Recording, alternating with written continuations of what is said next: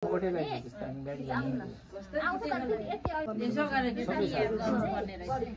भनेको पुरुषले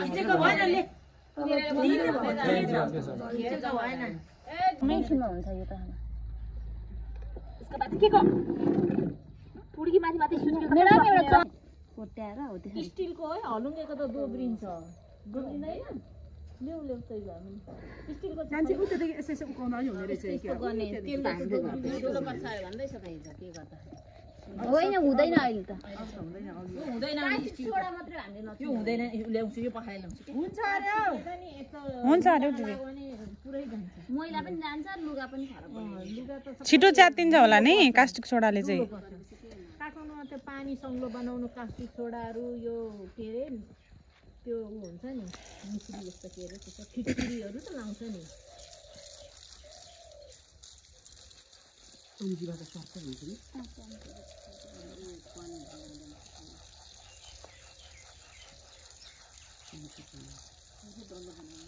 हात त खाँदैन होला नि त्यसरी भइहाल्छ नि डल्ला त यहाँ हुल्नु चाहिँ पो गाह्रो भयो त नि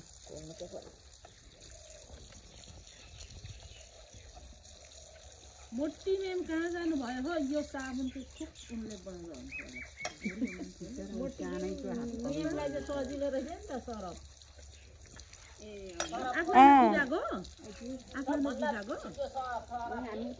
ए त्यो अस्तिको मोटी म्याम त्यस्तै होला नि ऊ अब यति सिकाएर कहाँ कुदेको कुदै यहाँ बहिनीले नै सबै गर्नुपर्ने धेरै त यहाँ साबुन बनाउनु रहेछ प्रेसर त नि त्यो सरफ बनाउनु भन्दा त यो चिसोले हुन्छ यो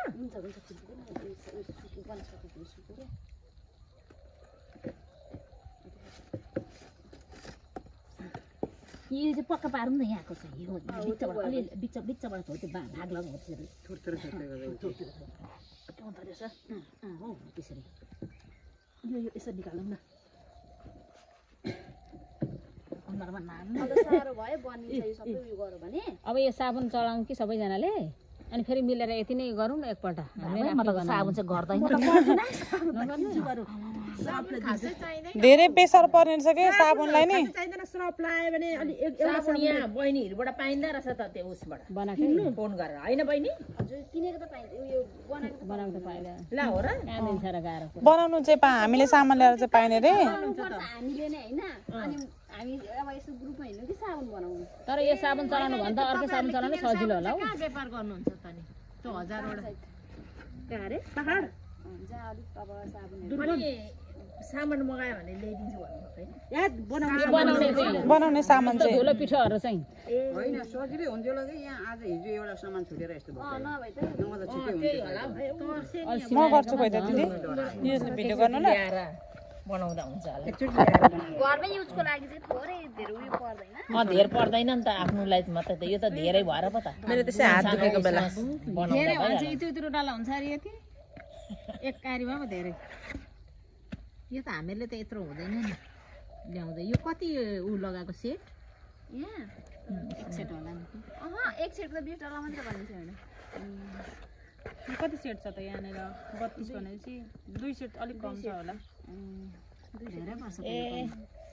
त्यो लगाएपछि त भयो त अनि हिजोको जस्तो त भएन त नरम भयो नरम पनि भयो अनि अलिक फकफक आउने अब त घिउले समात्छ है डल्ला छिटै हुन्छ कस्तो मुना तिम्रो रातो देखिएको भिडियो घामले हो घामले होला दिदी आज मोबाइल राख्नु भयो बुवाले चाहिँ के गर्छ नि यिनीहरू भन्दै घाममा सर्ने त अब 3 दिन भइसक्यो घाममा आउनु न यो केको जन्ती आउँछ के गर्छ यो फुलबाईले के गर्छ र सबैलाई बोलाउँछ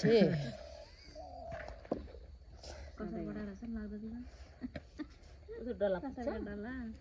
हामीले देखेको छैन कसरी साबुन साबुन लुगा धुने यत्रो यत्रो डल्ला के गर्दै रहेछ वेट गर्नु यसो आफूलाई नि थाहा हुन्छ 400 ग्राम कति हुन्छ भनेर फिट्दैन होला हो यत्रो डल्ला त पुग्छ होला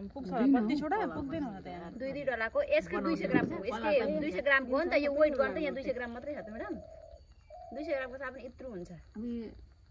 यो 200 ग्राम धेरै पर्छ उहाँहरूले जोखेको छ नि वेट यहाँ वेट छ क्या कति छ नि यसमा त यसमा 400 ग्राम अलिकति थोर होला अहिले जोग्दाखेरि एउटैमा चाहिँ 200 गरे त यसकोमा आधी मात्रै पाइने रहेछ नि त्यसो दुईटा डल्ला हैन यसको दुईटा हुन्छ सानो बनाउनु त्यसको दुईटा हो त्यतै डल्ला बनाउनु तपाईँहरूलाई म सेम्पल देखाइदिन्छु तपाईँहरू बनाउँदै गर्नु म अर्को साबुनको सेट बोल्छु ल अर्को पनि सेट त्यो थपिएकोहरूलाई लाई पनि यही साबुन पनि बिग्रियो नि त लु यस्तो डल्लो साबुनले त लुगा धुइँदैन होला त कुच्छ होला त साबुनको सेम्पल बनिएकै छैन यो त अब तपाईँहरूलाई गोलो बनाएर बनाउनु अनि मुस्नै पर्छ यो अझै मुस्नुपर्छ यसलाई बनाइसकेर हल्का मार्नु पर्छ नि त अनि साबुनको सेप बनाउनुको लागि यसको मेहनत अनुसार यसलाई महँगो प्राइस राख्नु पर्ने रहेछ अनि अरू हेरी त महँगै पनि छ नि टाँसिदैन फेरि भुइँमा केही हुँदैन पछि अर्को पूजा सामान चलाइन्छ हो यस्तो दुःख गरेर चलाइँदैन होला सरक चाहिँ बनाउन सबैले फेरि दिँदैन नि अझ फुलबाईको लानु नि यही कोरे लगेर त हामीलाई तह लाउँथ्यो नि चाहिन्छहरूले त्यही त काम गरिन्थ्यो होला के कोरियामा नि अहिले खुलेको छ भन्छ फुलबाईको छोराको के अरे यहाँनिर कसर बाटिँदैछ कसार खाने भयो सानो हुन्छ त्यसमा अलिकति निकालेर थप्दा हुन्छ अहिले मेरो बुढालाई कतिवटा भयो उ यहाँ सानो छ देखाइहाल्यो नि के अहिले देखाइदिन्छु खोज्दै बस्छ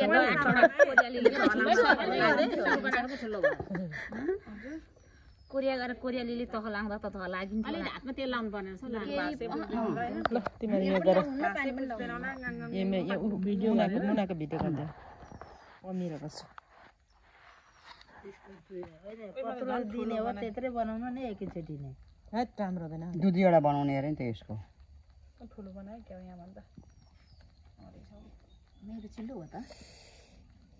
कहीँ मुछेको रहेछ यो यो साबुन यो त अहिले मुस्नै बाँकी छ नि म्याडम तपाईँहरूलाई हिउँ मुछेर लुगा धुनु पर्दो रहेछ लुगामा दल है त्यो लागेको चाहिँ भरे गएर चपक मेरो ज्याकेट धुने थिएँ नि बेला चपक चुपक पारेर धुने गरी दलेर किन हात पुस्ने नि यसरी दिदी आरीमा यहाँ रहन्छ नि त त्यो ज्याकेट यहाँ चोबले हाल्नु मेरो आरी सफा हुन्छ होइन मुना अलिकति भए पनि साबुन बच्छ होइन लाउनु पर्दैन घरमा हामी त 18 जना छौँ नि होइन कतिजना भयो तर ठुलो डल्ला भयो नि त एउटै डल्लामा होला कुनै ठुलो कुनै 18वटा पार्नु अनि फेरि सबैमा थप्नु ल त्यो सानो सानो भएको हुन्छ अलिक थपिदिनु फेरि भएपछि सानो दियो ठुलो दियो भन्ने हुन्छ नि त आज पनि निकै टाइम लाग्ने पर्छ होइन तपाईँहरूको त सक्यो त्यो साबुन त म एक्लैले बनाइदिन्छु चाहिँ रहन्छ हाम्रो त यहाँ भइगयो नि हामी 16 जनालाई त ठुलो डल्ला बोक्छु आयो देखाइदिइहाल्छु सेतो आएको आयो भन्दै कुद्दै साबुन त भएन न एकैछिन मैले एक दिनमा 300-400 डल्ला बनाउँछु एक्लैले अनि आफै मुसेर यस्तै अनुहार परेको त्यो फेस त्यो मुख धुने साबुनहरू चाहिँ बनाउनु गरौँ सिकाउनु नि अब हामीलाई कम्पनीले दिएन भने हामीले कहाँ सिकाउनु हामी त दिदी अनि त्यो मुख धुने साबुन हामीलाई सिकायो भने त नि हामी जान्ने हुन्छौँ भने आफू आफू कहाँ किन्छौँ त बाहिर गएर फेरि दोकानको त रह्यो भने मुख धुने साबुन कति भयो अनि निमपत्तीको झुलो हुन्छ नि 17 डल्ला भयो 19 डल्ला साबुन पकाएर ए 20 वटा भएछ त्योसँग यता सुन्नु न म्याडम यो सानो सानो भएकोमा यिनीहरू उयो हो त्यो र यो सानो सानो भएको यो भिडियोको भिडियो गरेको भरे पट्टै म एकजना म्याडमको बनाइदिन्छु ल ल हुन्छ बनाइदिनु जुनै भए पनि मलाई एउटा अनि यो चाहिँ यस्तो डल्लो डल्लै लाग्ने के सोच म स्याम्पल देखाइदिनु नाको मेडमहरुको बनाउन न हामीलाई त लु बनाइदिनु त नि यहाँ हैन एकजना म्याडम मसँग आउनु त एउटा डल्लो लिएर आउनु जान्छ दि जानु